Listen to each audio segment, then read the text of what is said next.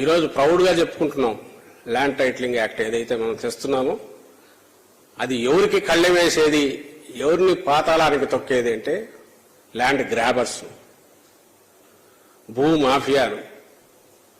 అడ్డంగా ఎక్కడ చూస్తే అక్కడ జెండా పాతి రికార్డుల్లో తారుమారు చేసుకునే చంద్రబాబు నాయుడు అనుకో అలాంటి గ్యాంగ్ ఎవరున్నారో,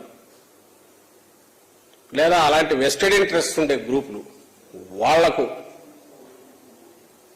ఊపిరాడకుండా చేసి అక్కడికి ఆంధ్రప్రదేశ్లో వాళ్ళకి స్థానం లేకుండా చేసే దాంట్లో